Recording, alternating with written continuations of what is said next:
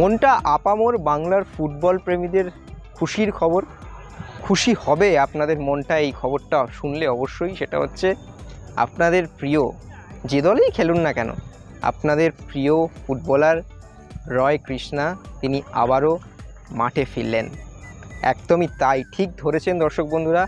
Super কাপের আগে অনুশীলনে ফিরলেন রয় কৃষ্ণা। যদিও উড়িষ্যা দল, যদিও একটা দীর্ঘ বড় চোট সারিয়ে তিনি ফিরেছেন, সুতরাং একেবারে যে ভরপুর অনুশীলন করেছেন তা ঠিক নয়। কিন্তু রয় কৃষ্ণা যখনই বলা হয় তখন তো মোহনবাগানীদের একটু আবেগ কাজ করে, কারণ তিনিও বড্ড আবেগী। কারণ রয় কৃষ্ণা যখন গোল করতেন মোহনবাগানের প্রতিপক্ষে কখনো সেলিব্রেশন করতেন না। এবং এই প্রশ্নের উত্তরটা আমি একটি সাক্ষাৎকারে রয় কৃষ্ণাকে জিজ্ঞেস করেছিলাম যে আপনি কেন সেলিব্রেশন করেন না। উনি বলেছিলেন আমার কোনো উত্তর নেই এটার। সত্যিই তো, ভালোবাসে একটা মানুষ যখন একটা দলকে ভালোবাসে বা কাউকে ভালোবাসে, কেন ভালোবাসে তার কি কোনো প্রকৃত উত্তর হয়? রয় কৃষ্ণের কাছেও কিন্তু কোনো উত্তর ছিল না সেদিন।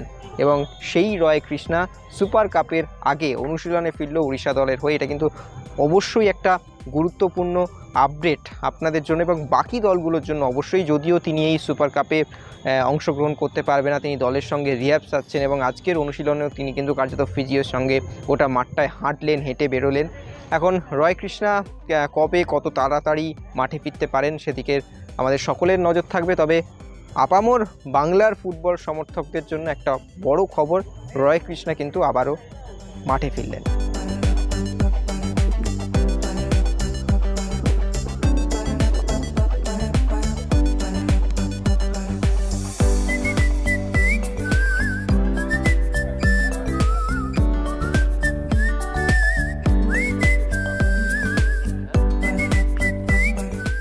Extra time.